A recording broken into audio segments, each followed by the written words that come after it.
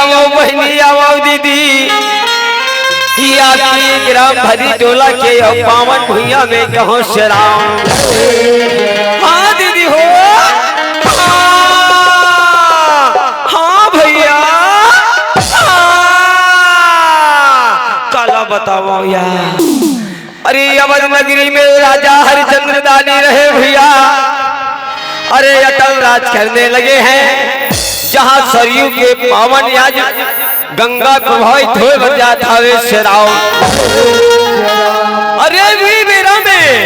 देवता के राजा इंद्र महाराज रहे भैया, अरे मन में विचार करने लगे हैं शराव। अड़बड़ दिन हर बीत के हावे भैया, अरे देवता धामी की शोभाला नहीं लगाए हो, चलो देवता धामी ऋषि मुनि मल्ला बुला ले तो कथे शराव। ये देवताओं आओ, ये ऋषियों आओ, चिल्लाने लगे हैं शराव। मैं काला बताऊं या मोर दीदी हो, और काला बताऊं भैया। अरे हरिगुण गाते बिना बजाते, अरे नारद मुनि की घला आगमन होने लगे हैं शराव। नारायण नारायण नारायण नाम भगवान।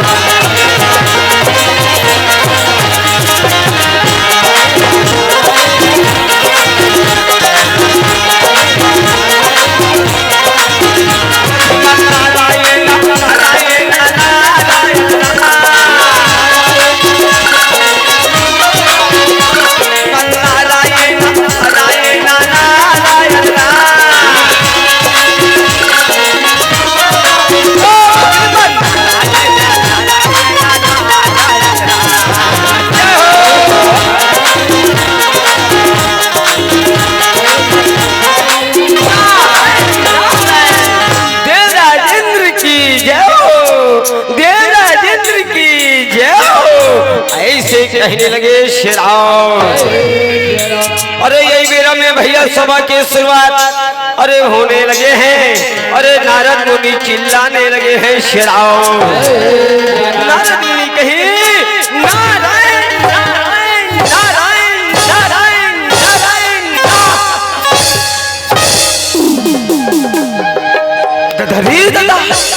हो, बड़े बड़े देवता के आगमन हो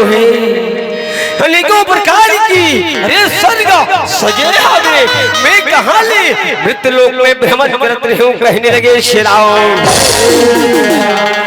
काला बताओ देवता के राजा इंद्र महाराज जी, अरे मृत लोक में अवध नगरी हावे, यहाँ राजा हरिचंद्र दानी राज करने लगे हैं, कहने लगे शराव। अच्छा दानी है, अच्छा सत्यवादी है, झेला में नहीं बता सको, लेकिन हाँ देवराज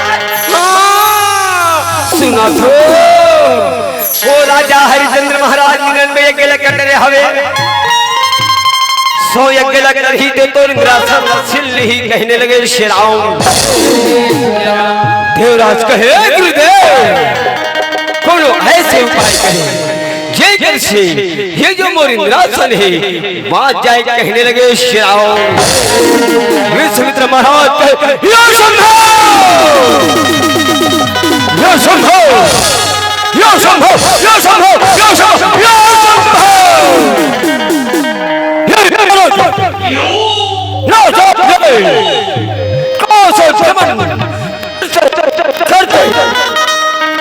स्वर्गलोक में आए हो और चिल्ला रहे हो हरिचंद्र हरिचंद्र हरिचंद्र हरिचंद्र हरिचंद्र। क्या ओ राजा हरिचंद्र ये देवलोक की राजा है,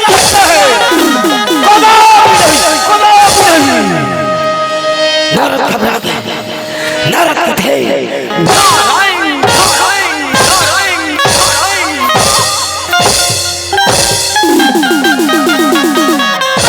विश्वास नहीं है गुरुदेव। ये आप जाकर के राजा हरिचंद्र महाराज की परीक्षा ले सकते हो, कहने लगे शराव। विश्वामित्र का अति सुंदर अति सुंदर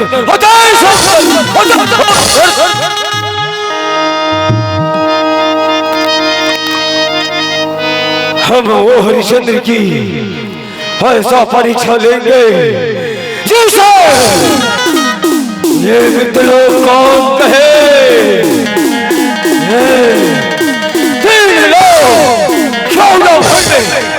हाहाकार मच जाएगा। जितने भी सभाओं में पधारे हुए देवताओं को आदेशित किया जाता है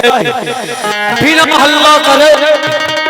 चुपचाप अपनी समाधि की ओर चले जाइए। काला बताऊं वो मुर्मोसी हो तुम्हें काला बताऊं भैया। अरे छोटा सभा थे श्री राम। अरे धानवीर राजा हरिश्चंद्र महाराज की आगमन होने लगे हैं श्री राम। अब हे सतयुग अब यही भैया अब हे सतयुग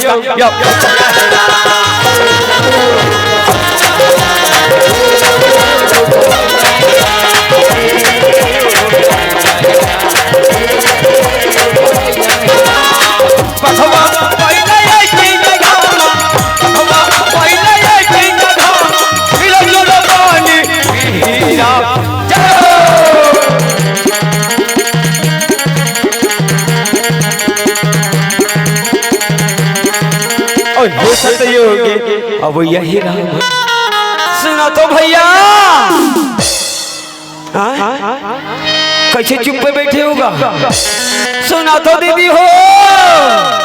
और ये सतयुग अब यही राम। और ये सतयुग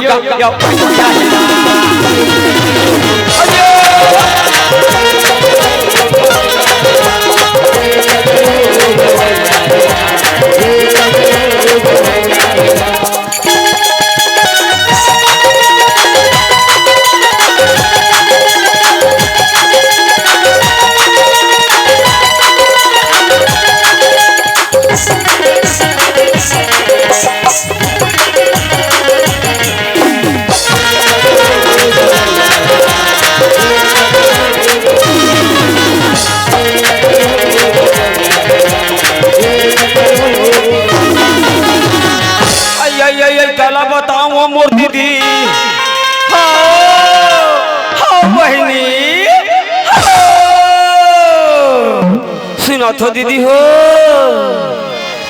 चिल्ला थो का राजा हरिश्चंद्र बहनी आई मन में विचार करने लगे हैं शराब।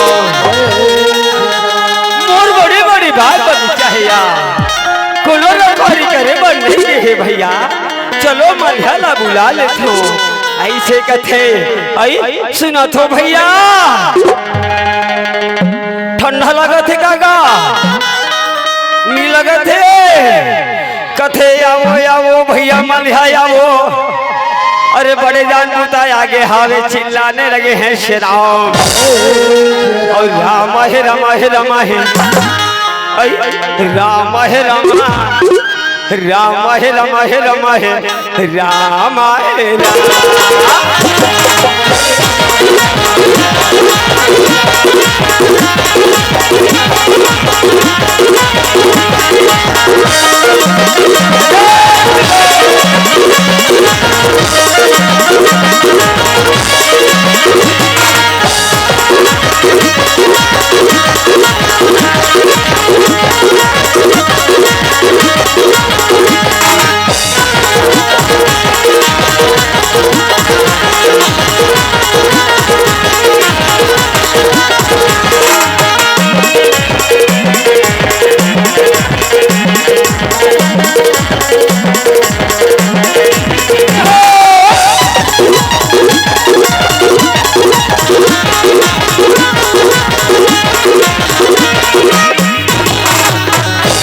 राजा साहब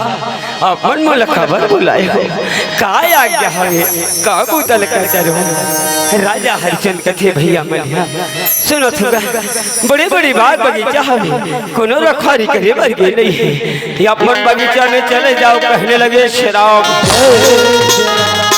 आज मलिया रहे भैया। अरे बगीचा की ओर रखवाली करे बर निकल पड़े हवे शराब। बोला जाता है आई कुर्सी वाले भैया माला कथो सुना थोगा ये भैया भूला जाना है ओ बगियो मेरा मोला जाना है बगियो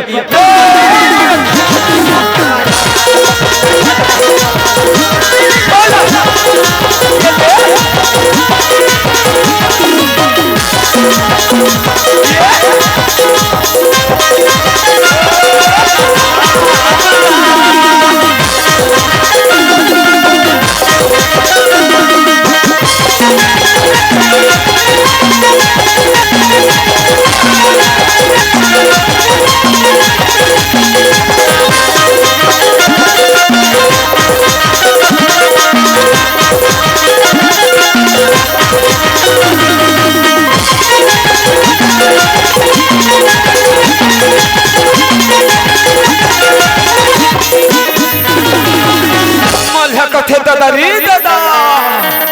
आई यहाँ डहला देखोगा गौकीन भैया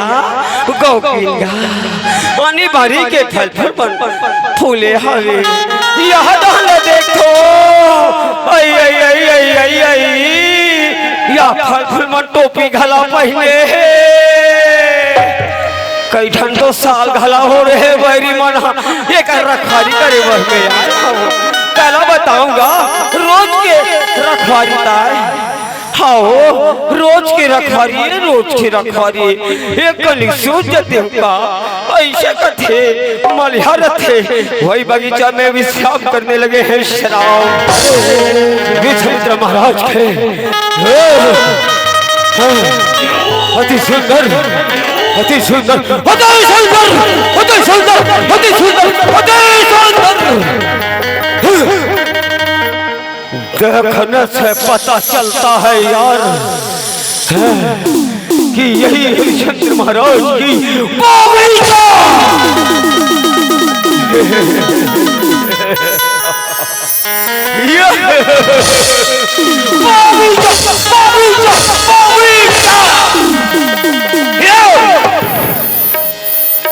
मलिया घनघोर मित्र से सोया है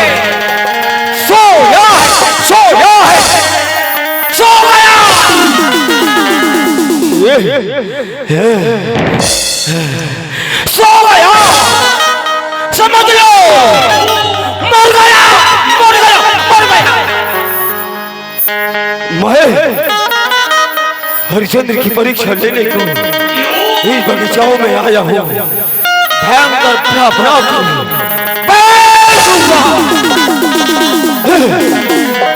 जिसे सारी बगीचाओं की उजाड़ हो जाएगा ऐसे कथे मौसा विश्वामित्र महाराज चले जाते श्राम ये आने लगी रहा एक कथरी वाली नदी आई मोटा हाथ देखो नहीं देखो बेंद्रा बराबर दिखा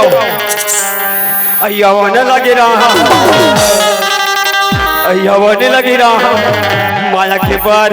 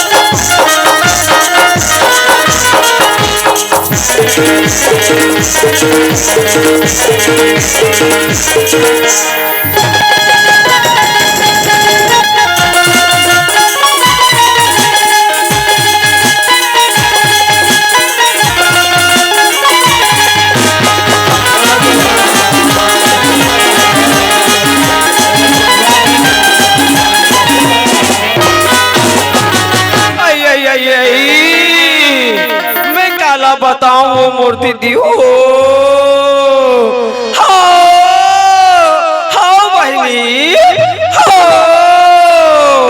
मल्हा के मल्ही रथिया सुना तो मन में सोचत रथे ये भैया सुना होगा मन में गुनात रथे मोर स्वामी हाँ बगीचा जी बगीचा जी हो मरत ले भूख मरत हो हिया ऐसे कथे ओ मल्ली ना मार मटकी माँ बासी ला धरे अरे बगीचा की ओर निकल पड़े हवे शराब और का कथे भैया मटकी माँ बासी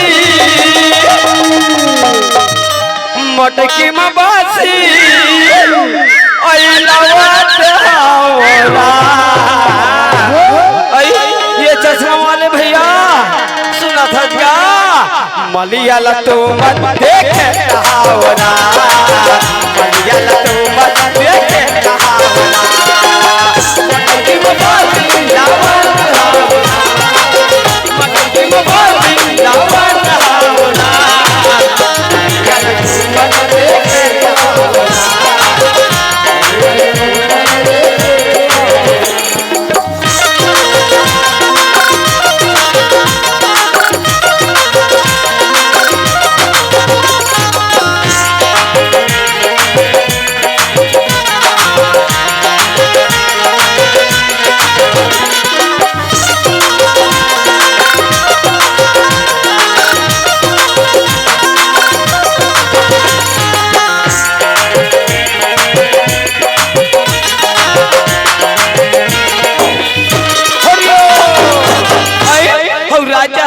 हरिचंदी के ये बगिया मेरा ओ पलिया रखवारी करन लगैरा और लक्कर ठक्कर मल्ले चालान लगैरा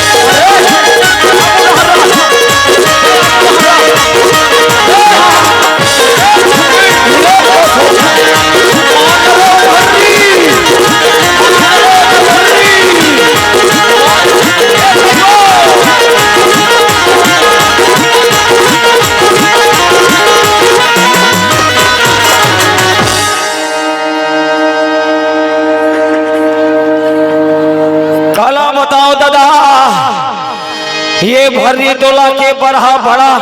उजा ठावे सरा मैं शहद रायपुरी नर्स पीले कार्यक्रम दे के आ जाऊं मौसा लेकिन भरी तोला जैसे बढ़ा देखे नहीं हो सरा काला बताओ मोर मौसी हो गाँव भर बैठक सकला के उजट बढ़ाला हमर डहा भेद दे हवे शरा मलिया कथे में मर गयो दाई मैं मर गया वो मलिन आका बढ़ा हरे रोगा और करहा थपोल मार दे हवे चिल्लाने लगे हैं शरा मलिन की हालत तो कोल ज्यादा खराब हवे दादा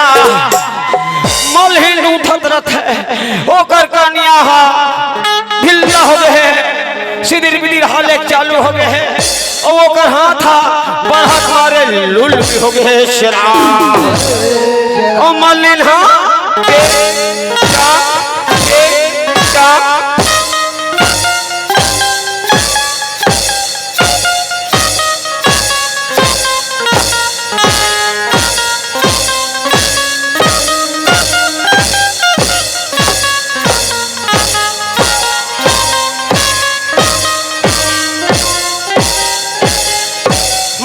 करते मर के दादा मरला देखो यहाँ टेरगी एला सोचना बड़ा जरूरी है एक लाख हमारा एक देखो आइए धर धर धर धर धर धर धर धर धर धर धर ये गांव का धर धर धर दिख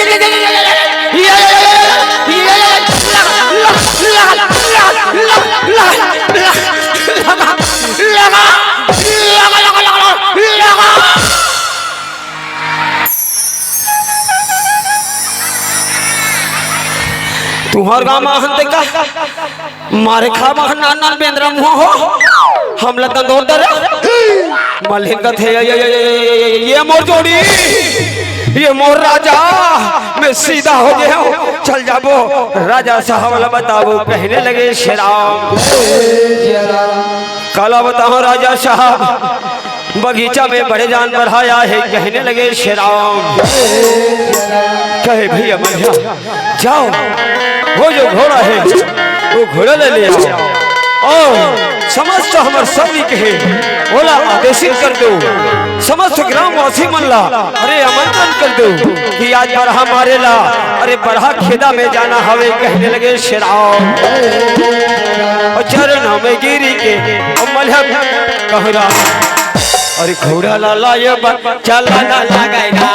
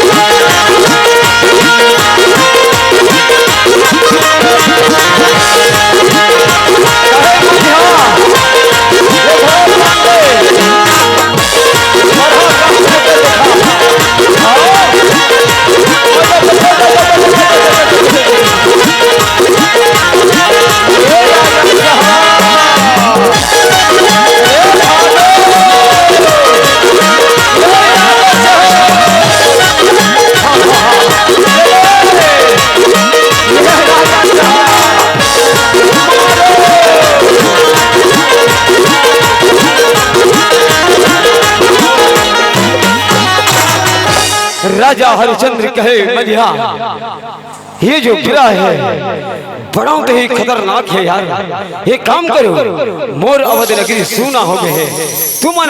अरे अवध नगरी की सुरक्षा करे बर जाओ और मैं कुछ सैनिक के साथ में अरे वो बरहला मारे बर अरे ये बगीचा जात हो कथे श्रीराम अरे राजा हरिश्चंद्र दानी अरे भयंकर क्रोधित मुद्रा में चलने लगे हैं श्रीराम कहे अरे मोर बगीचा में आए हो रे बहरी, याद तोला बिना मारे नहीं छोड़ो, कहने लगे शेराव अरे अरे बुरहा को मारने के लिए बगीचा बगीचा चलने लगे हैं शेराव। ये समुद्र महाराज के हरिचंद्र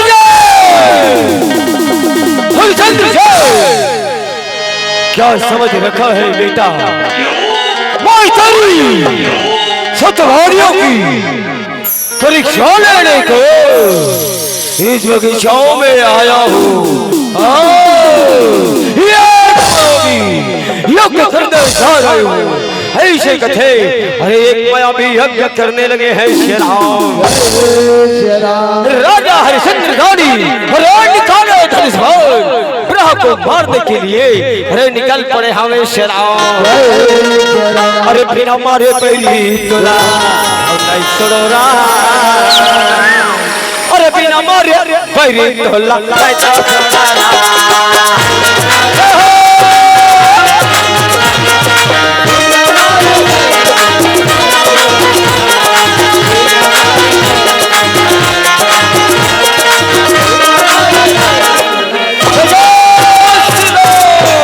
अरे लाले लाले आँखें और दिखने लगे राम, अरे भयंकर क्रोधित मुद्रा में राजा और चलाने लगे राम। अरे आगे आगे भागने लगे राम।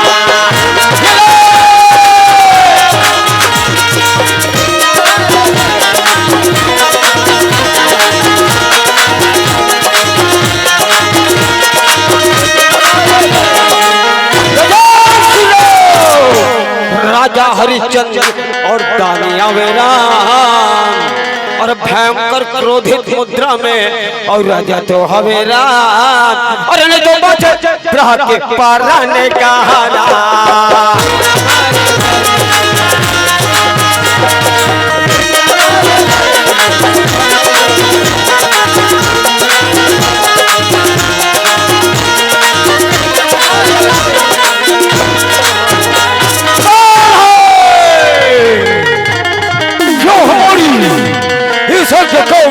ढाला है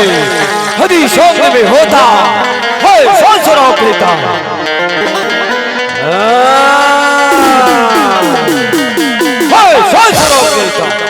सांसरों पीता जिसे चल करके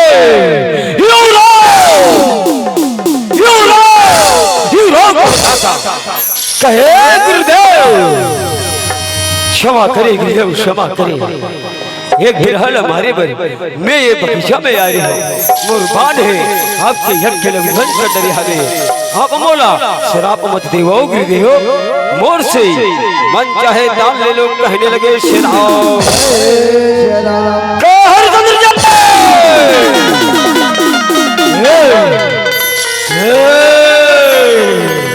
हम मत भूलो सत्यवादियों में धर्मात्मा राजाओं में सुना था, परंतु कोई बात नहीं रही। बात की तो कान खोलकर सुन लो राजन, ये सोना, ये चांदी, ये हीरा, ये मोती से भरा हुआ 100 ही सब हमें दे दो राजा, हमें दे दो। राजा कहे गुरुदेव चलिए हापला वध नगरी में जो कहने लगे शेराव। अरे राजा हरिचंदानी अवध नगरी की ओर गुरुदेव लाले चलने लगे हैं शेराव। अब क्या कहते कहे गाले गाले ना हरि नाम तय गाले ना।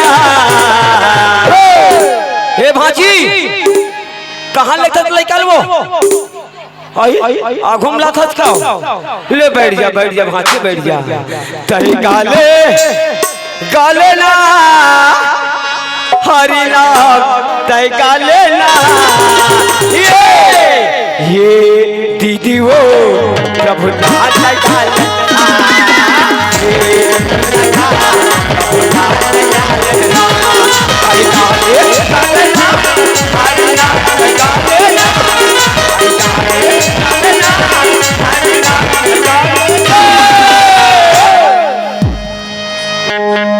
कैसा भारी टोला है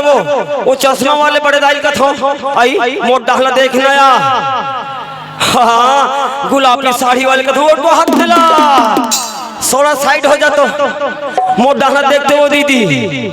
कैसे चुप पे बैठे हो वो ठसा नहीं पड़ा थे का बंद कर दे गामला नहीं कर तो तोली बजाना बैरी हो अभी नहीं कहा वो वाह कोई धन मत ऐसे बजाए तकला नहीं आया अब ऐसे करना ठीक है हम भैया से माफी मांग रहे हवन मौसा से माफी मांग रहे हवन काका से माफी मांग रहे हवन वो मन मामला कहीं नहीं करे ठीक है नान मन थे बड़े बड़े मन तो नहीं कहा कई धन मत मुड़ी कान में बांध के आगे हो ठंडा लगा देगा तैयारी हो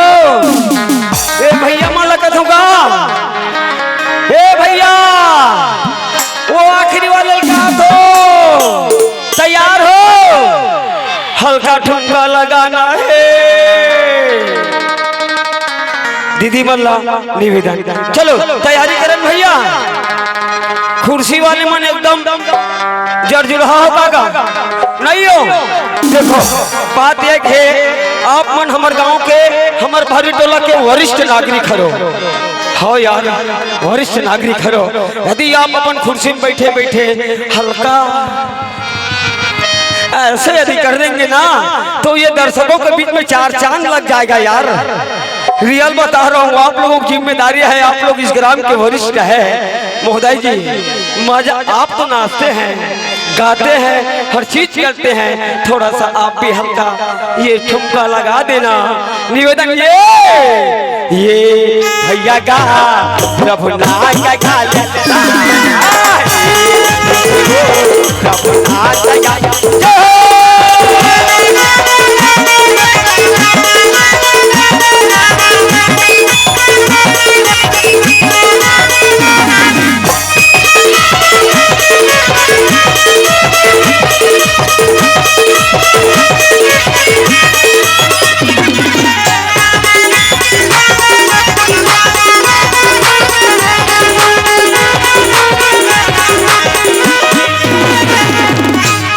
जीवेरा में भैया राजा हरिचंद नानी रहे देवी तारा लस सारी बात न समझाने लगे हैं शेराव ये समुद्र महाराज कहे हरिचंद्र जो जो ने दान दिया है वो अधूरा है राजा गुरु दक्षिणा दिया है क्या विचार रखे हैं कहने लगे शेराव मंगल गुरुदेव गुरु दक्षिणा देने को तैयार है जाओ 60 हार सोना ले आओ राजा हरिचंद के जाने लगे कहा हरिचंद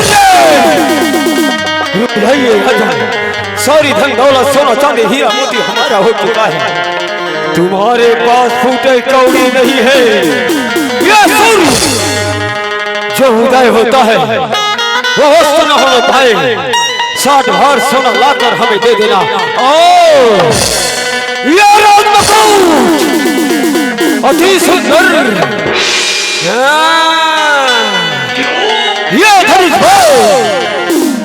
ये सुंदर तुम्हें शोभा देने योग्य नहीं है इसे निकाल दो पहन लो फटे पुराने वस्त्र निकल जाइए यहाँ राज से कहने लगे शेराव राजा हरिचंद्र रानी रहे भैया अरे सुंदर सुंदर वस्त्र के त्याग करने लगे हैं शेराव आज राजा हरिचंद्र रानी मन में विचार करने लगे हैं अरे दिल में सोचने लगे हैं शेराव आए हैं सो जाएंगे सुना था मोर बहनी हो आए हैं सो जाएंगे राजा रंग फकीर एक सिंहासन चलो पढ़े एक बांधे एक सीधी कथा मोर दीदी हो ये अच्छा मौका है हमल राम भजन करना है और अपन जीवन ला संभाल लेना है और क्या कहते माटी हो ही तोरी चोला रे सखी और माटी हो ही तोरी काया हो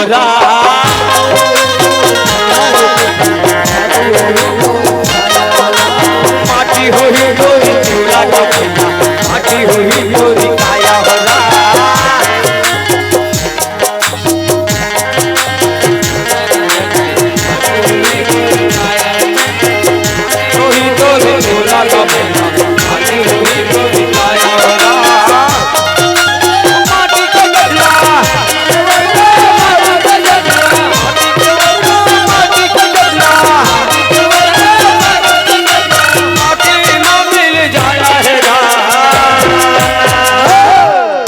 जय जय श्री राम माटी वही तोरी चोला गभिया माटी हुई तोर काया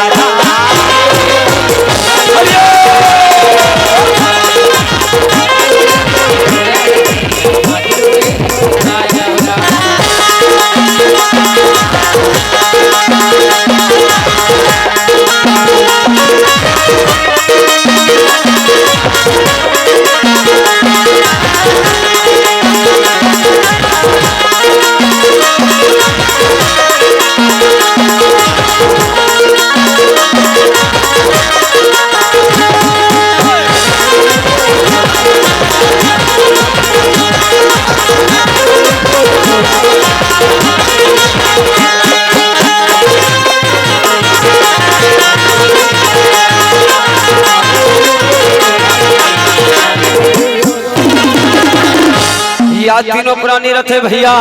ले ले ले ले करके अरे काशीपुरी बाजार में पहुंच जाने लगे हैं शेराम जी बेरा में भैया काशीपुरी में पहुंच करके अरे राजा हरिचंद्र रानी चिल्लाने लगे हैं ले ले ले ले करके भैया जो काशीपुरी बाजार में अरे पंडित और डोम रहे नौकर नौकरानी की पता लगाते चलने लगे हैं शेराम सीताराम के गा भैया सीताराम के वो दीदी मिला लगे सीताराम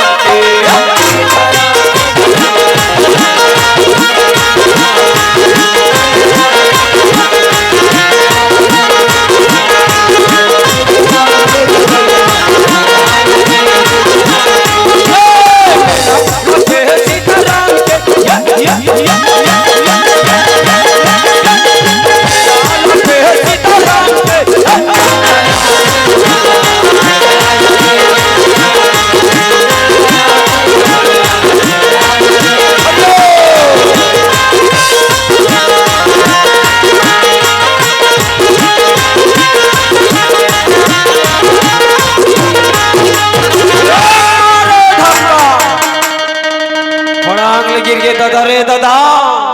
नौकर नौकरानी लगा बड़ा हो यहाँ बाजार कर रहा है झोली जांगरे धरे आगू डहन जात रहे दुरिहल देखे तारा मतीला खुश हो गए कथे नौकर नौकरानी लगाए वर आए हो ठौका बाजार में बैठे हैं ये झोला झांगरी से मोला का लेना देना है अरे धुआं के फेंक के क्या ले जाओ तो हर घर में हमला का करना है दादा हाँ डोम कथे ये थोड़े पहली नौकर नौकरानी लगाए वर में आए हो ऐसे ही कथे और दोनों के बीच में झगड़ी के झगड़ा और मारी के मारा होने लगे हैं शेरा और सीताराम के गा भैया सीताराम के वो दीदी और झगड़ा माचे है बाजार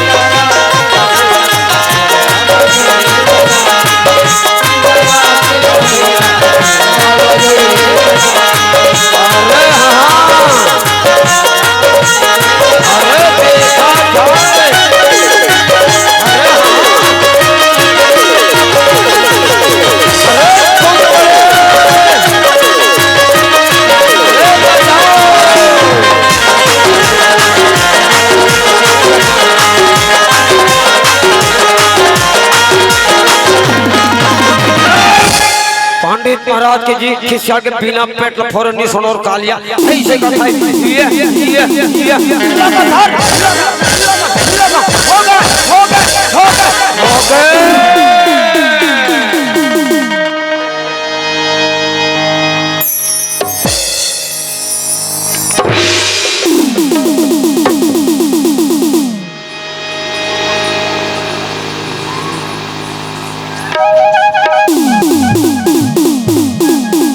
महाराज ने भैया धर के लाथे और कटोरी में फरसा लटिका दे थे श्री राम। राम तोर लीला अजब लगे राम,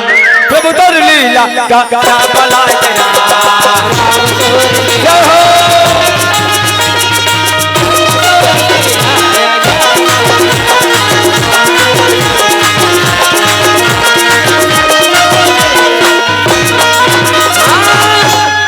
हमारे पंडित महाराज दरड़ गिर है याद राजा हरिचंद महाराज पंडित महाराज ला अरे दोनों महतारी बेटा ला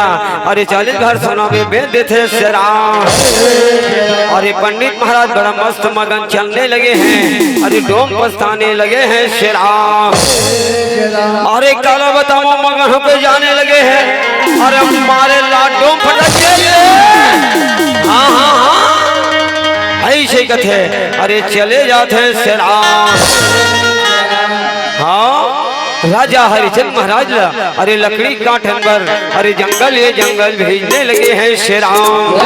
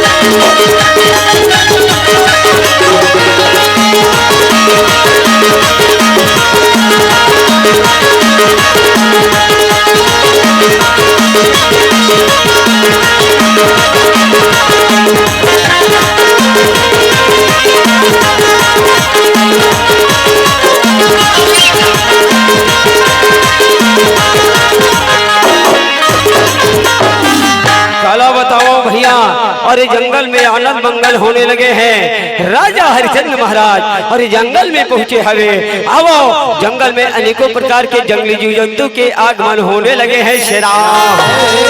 और क्या कहते ये भैया हो सुना तो गा डोंगरी मारे ऐ डोंगरी मारा आनंद मंगल साजे हम डोंगरी मेरा ओ आनंद मंगल साजे हम डोंगरी मेरा।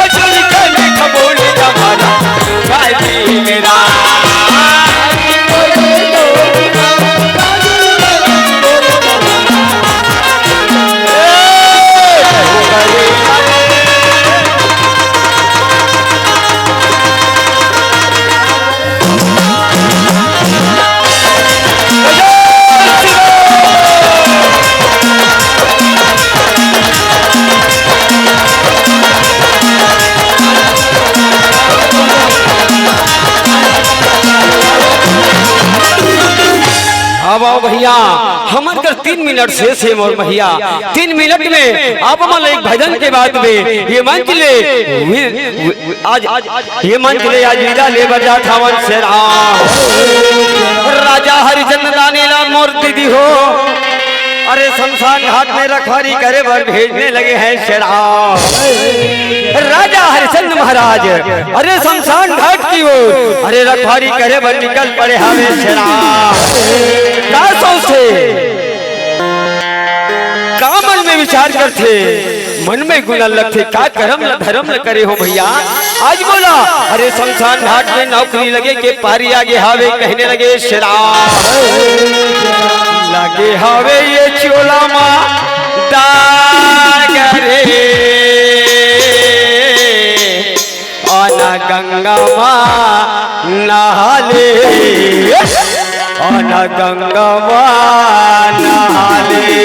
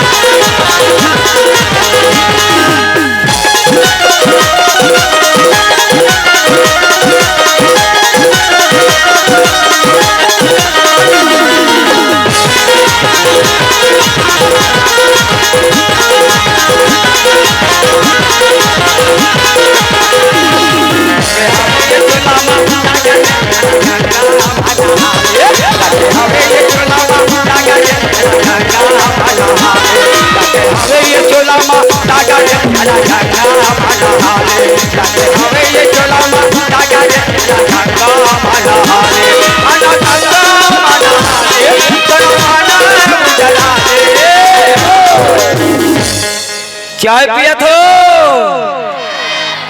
हमारा गर्मा थे तुम चाय पिया थो हमार जाए के बेरा हो गए है एक स्थिति का थो जय जय श्री राम। टूरी मन का हो गए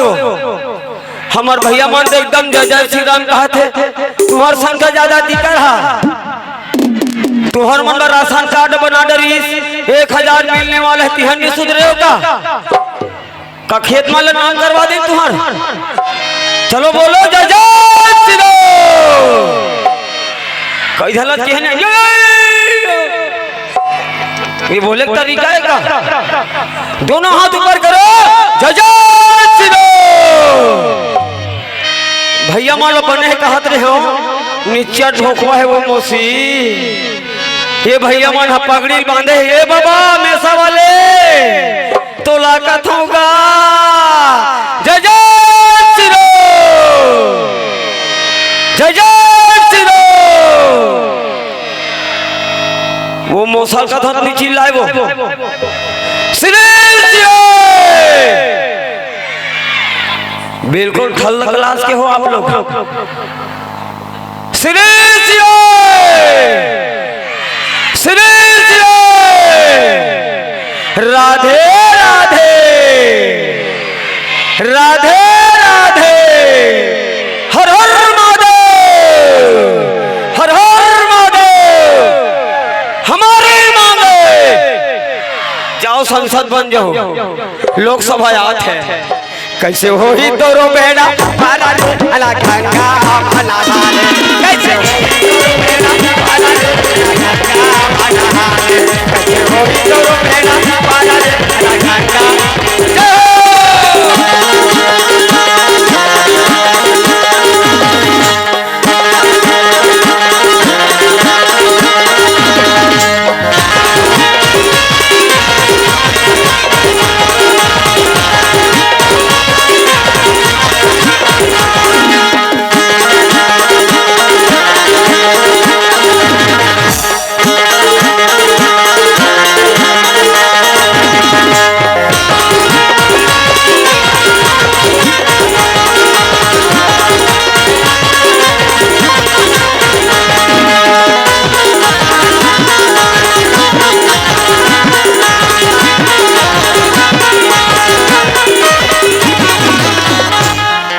लखन सिया राम चंद्र की जय महापति महादेव की बोले दुर्गा मैया की बोले ग्राम पावन भरी टोला की बोले आज की आनंद की